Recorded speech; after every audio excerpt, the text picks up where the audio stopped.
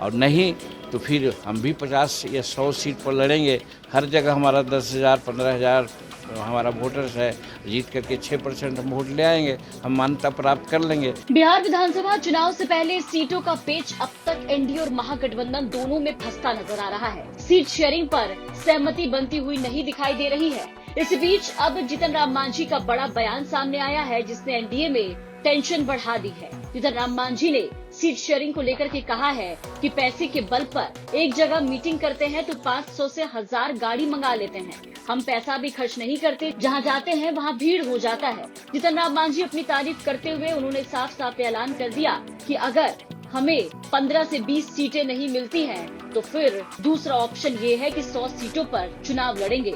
हर जगह हमारा 10 से 15 हजार वोटर है। कि हम चाहते हैं कि हमारा हिंदुस्तानी अवाम मोर्चा सेकुलर हर हालत में मान्यता प्राप्त कर ले। अब मान्यता प्राप्त करने के लिए हमको 8 सीट विधानसभा में चाहिए या 6% वोट चाहिए टोटल वोट पोल का। तो दो परिस्थिति है कि अगर 8 सीट लाने के लिए कम से कम हमको 15, 16 से 20 सीट मिले तभी ना आ सकते हैं। सब सीट हम जीत जाएंगे सो बात तो है नहीं।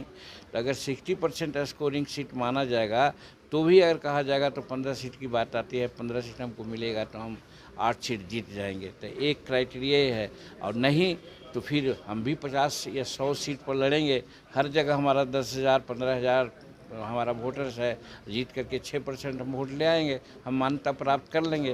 तो चूँकि 10 वर्ष हमारा पार्टी का हो गया, अब हम निबंधित पार्टी रहने में अपने को अपमानित समझते हैं। इसलिए इस बार करो या मरो का हम लोग का ये मुद्दा है। और हमारे सभी आप देख रहे हैं इस विधानसभा वाइज जो हो रहा है मगध में या दूसरे जगह में, आप देखिएगा कि अधिकांश जो वहाँ जाते हैं लोग श्रवण करने के लिए, वो हमारे हिंदुस्तानी अवाम मोर्चा सेकुलर के ही वर्कर रहते हैं।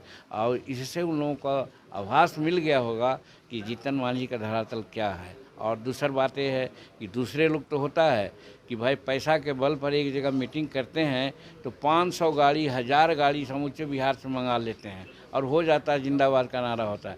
हम तो एक पैसा खर्च नहीं करते हैं, सब अपने लोग आते हैं और जहाँ जाते हैं वहाँ 10,000 की भीड़ 12,000 की भीड़ होती है।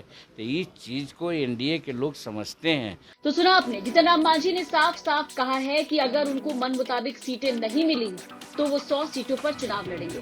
जीतन राम मांझी का कहना था कि मान्यता प्राप्त करने के लिए हमको 8 सीट विधानसभा चुनाव में चाहिए, 6% वोट चाहिए टोटल वोट पोल का। 8 सीट लाने के लिए हमको 20 सीट मिलना चाहिए, क्योंकि सब सीट जीत जाएंगे वैसा नहीं है। अगर 60% स्कोरिंग सीट माना जाएगा तो भी अगर कहा जाए तो 15 सीट की बात आती है। तो ऐसे में 8 सीट जीत जाएंगे। और दूसरा यह है कि हम भी 100 सीट पर चुनाव लड़ेंगे। हर जगह हमारा 10 से 15 हजार वोटर है। उन्होंने आगे कहा कि जीतकर 6% वोट ले आएंगे और मान्यता प्राप्त कर लेंगे, चूंकि हमारी पार्टी का 10 साल हो गया है। अब हम निबंधित पार्टी होने पर अपने को अपमानित समझते हैं। जीतन राम मांझी के इस ऐलान के बाद माना जा रहा है कि एनडीए में टेंशन बढ़ सकती है। आपको बता दें कि एनडीए में अब तक सीट शेयरिंग पर फॉर्मूला अटका हुआ है।